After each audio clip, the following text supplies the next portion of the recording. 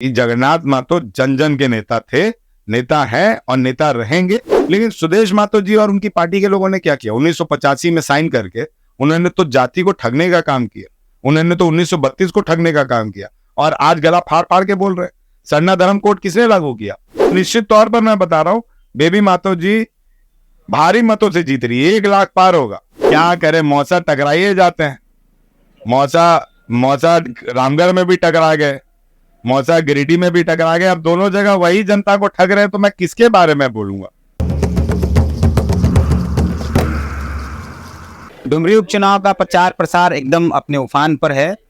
तमाम प्रत्याशी जो हैं, चाहे एनडीए घटक दल के हों या फिर इंडिया घटक दल के हों, वो अपने प्रत्याशी के विजय के लिए जमीन पर हैं, सड़क पर हैं, जनता के बीच में। हमारे साथ बैरमो विधायक अनूप सिंह हैं, अपने प्रत्याशी बेबी देवी के समर्थन में वोट मांगने निकले हैं। समझते हैं, तमाम नेता आ रहे हैं, जा रहे हैं। कल यहीं पे कार्यक्रम सुदेश महतो जी का हुआ है। उन्होंने मन से हेमंत सोरेन के पुराने चुनावी भाषणों को दिखाया और पूछा कि क्या ये सारे काम हुए हैं, क्या कहेंगे?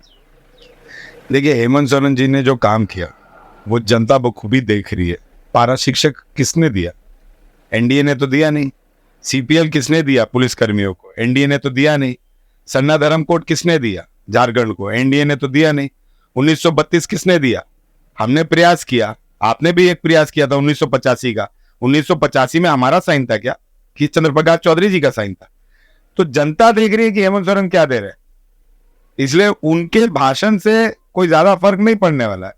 काट का घड़ा एक बार चढ़ गया, गिरिडीह लोकसभा में वो जीत गए, लेकिन यही गिरिडीह लोकसभा को दोबारा बेचने जा रहे हैं।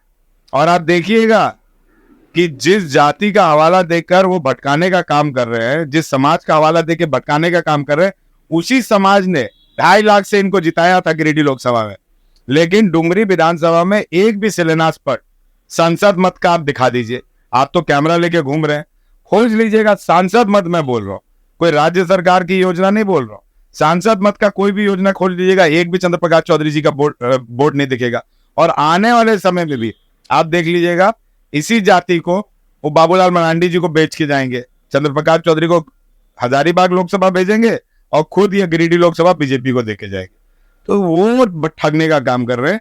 हेमंत सोरेन की सरकार ने या जगन्नाथ दा के परिवार ने कभी ठगने का काम नहीं किया। आप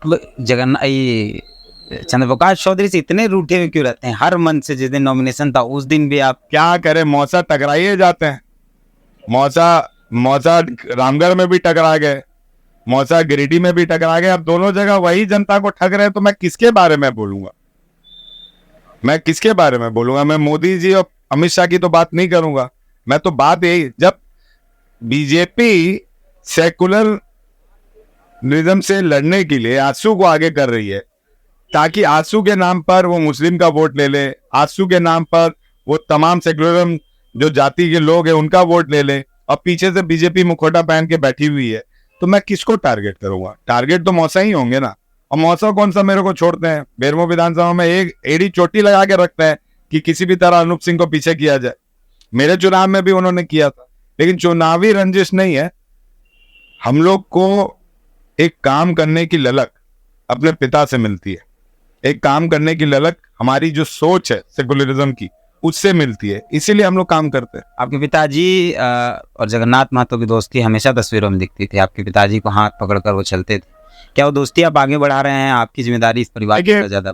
मुझे याद है कि जब स्वर्गीय गणेश महतो जी की हत्या का आरोप मेरे पे लगा था और उसके बाद हत्या का पटाक्षेप हुआ, जो हत्या में शामिल लोग थे वो गणेश महतो जी के करीबी और दोस्ती थे, जिन्होंने उनके पीठ पे खंजर भोंकने का काम किया।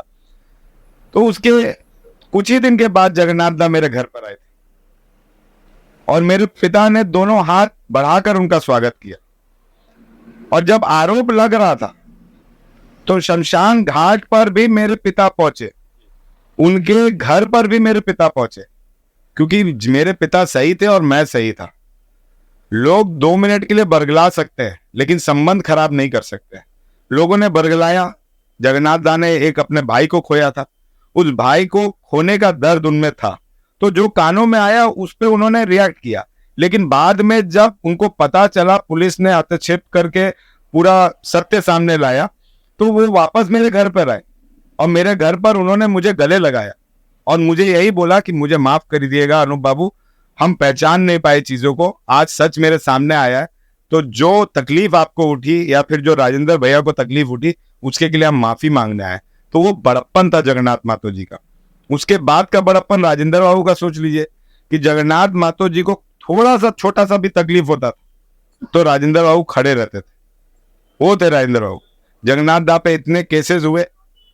मेरा भाई कुमार गौरव ने भी एक केस किया था। वो जगन्नाथ मातो जी के बेल के लिए खुद कोर्ट परिसर में खड़ा हुए और कोर्ट परिसर में खड़ा होकर कुमार गौरव ने उस केस को वापस लिया। तो हमारा जो संबंध था वो बहुत पहले से था, कोई आज से नहीं था। जब मेरे पिता विधायक बने थे तो जगन्नाथ मातो जी उस टाइम राजनीति में आए भी नहीं थे। जगन्नाथ मातो जी पहली बार 2000 में चुनाव लड़े, मेरे पिताजी 1985 में चुनाव लड़े, लेकिन जगन्नाथ मातो जी का रिश्ता मेरे पिता के साथ 1985 से था। वो मेरे घर में आते थे क्योंकि कल्याणी में जगन्नाथ मातो जी मजदूरों के लीडर थे, यूनियन राजनीति करते थे और मेरे पिता वहां से विधायक बनते थे।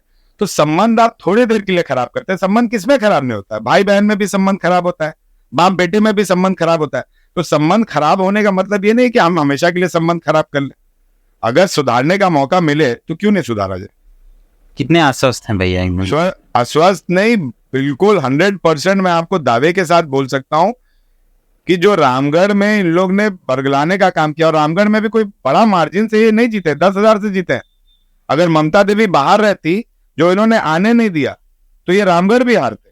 और निश्चित तौर पर मैं बता रहा हूं, बेबी मातो जी भारी मतों से जीत रही है, 1 लाख पार होगा। और MIM फैक्टर जो बी कंपनी है एनडीए का, वो नहीं चलेगा। ओबीसी साहब की सभा भी होने वाली ओबीसी साहब की सभा हो जाए, किसी की सभा हो जाए, हमारे माइनॉरिटी भाई यहाँ पे तमाम लोग हैं, यहाँ पे तमाम लोग और ये जान रहे हैं कि मोमिन साहब का प्रयास एक बार किया। प्रयास करना गलत नहीं है, कौन नहीं प्रयास करता है। अगर माइनॉरिटी भाइयों ने एक बार प्रयास किया तो सुदेश मातो क्या करते हैं? वो तो हर चुनाव में यही प्रयास करते हैं, कुर्मी कार्ड खेलते हैं, जाति की बात करते हैं। लेकिन उस जाति को आज 1932 के आंदोलन के तहत, जो सबसे बड़ा जाति है जो 1932 का लड़ाई लड़ा, उस जाति को ठगने का काम किसने किया? अगर 1985 में साइन चंद्रप्रकाश चौधरी ने नहीं किया हो तो आप बता दीजिए। वो तो लेटर वायरल है, कैबिनेट के हिस्सा थे वो, और 1985 में साइन चंद्रप्रकाश चौधरी ने किया, तो आप किस कुर्मी समाज के सपोर्टर होने का बात करते हैं? 1932 कुर्मी समाज के लोगों का बढ़ चढ़कर उसमें हिस्सा है, और भी जाति के लोग हैं उसमें, राजपूत भी है, पंडित भी है, भूमियार भी है, आपको तेली भी है, सब लोग हैं, मुस्लिम भी है, लेकिन कुर्मी समुदाय के लोग ज्यादा हैं क्योंकि उनकी संख्या बल ज्यादा है। तो अगर 1932 के इतने बड़े ऐतिहासिक रहते तो क्यों नहीं कर दिए? क्यों नहीं कर दिए थे 1985 का विरोध? और आज बोलते हैं कि बेबी मातो जी को एक्साइज मिनिस्टर बना दिया, दारू का मंत्री बना दिया। अरे सम्मान देने का काम किया एक आदिवासी मुख्यमंत्री ने, एक आदिवासी बेटे ने, जो शायद सम्मान आप देना नहीं सीखे। और बेबी मातो जी को इतने कॉन्फिडेंस के साथ मंत्री बनाया क्योंकि वो जानते थे कि जगन्नाथ मातो जन जन के नेता थे, नेता हैं और नेता रहेंगे। इसी कारण से उन्होंने हाजी साहब को भी सम्मान दिया और उन्होंने बेबी मातो जी को सम्मान दिया। कोई अकेला तो नहीं छोड़ा, कोई रोड पर फेंक तो नहीं दिया। लेकिन सुदेश मातो जी और उनकी पार्टी के लोगों ने क्या किया? 1985 में साइन करके उन्होंने तो जाति को ठगने का काम किया, उन्होंने तो 1932 को ठगने का काम किया, और आज गला फाड़ फाड़ के बोल रहे हैं। सरना धर्म कोड किसने लागू किया? पारा शिक्षक, आप भी मंत्री में थे, मंत्रिमंडल में, पारा शिक्षक आपने क्यों नहीं कर दिया? यही पारा शिक्षकों का काम के लिए जगन्नाथ दास दिन रात एक करके इलाज के दौरान भी अपनी प्राणों की आहुति उन्होंने दी। अगर वो काम नहीं करते तो पारा शिक्षकों का काम नहीं होता, और शायद वही थकान, वही तकलीफ, वही शरीर में कमजोरी के चलते आज वो हमारे बीच में नहीं है।